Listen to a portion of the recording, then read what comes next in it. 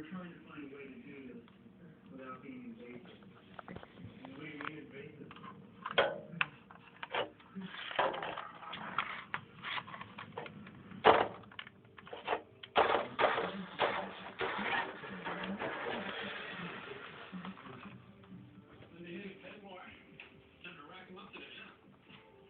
After years of practicing emergency medicine, I'm able to separate myself, generally speaking, from the emotional attachment to the patient.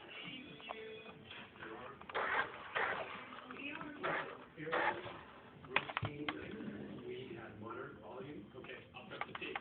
And that's when I got a call that we were receiving an elderly patient who had suffered from a cardiac arrest. Okay, what do we have here? 70-year-old female. She is an Asian woman, elegantly dressed for her 70th birthday celebration. Performing CPR for 7, and we shock on to no success. All right, let's...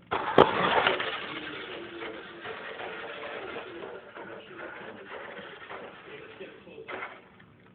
I think her appearance in this lovely dress gave us an optimism of her health, perhaps her response to the treatment.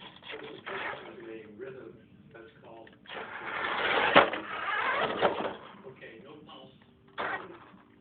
Jello there.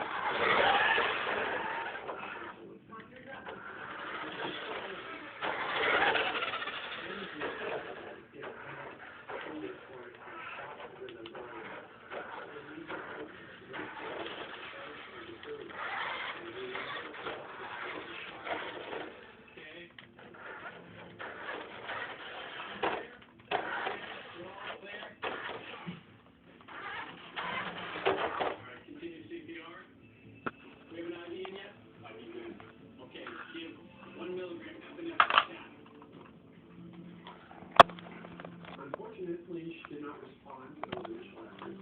We charged her 300, please.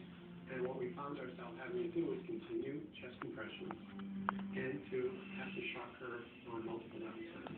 We're going to shock again, 300 joules. Okay, we're all there.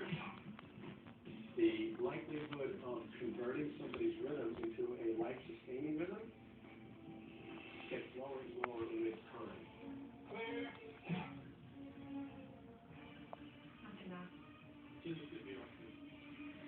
Give 300 milligrams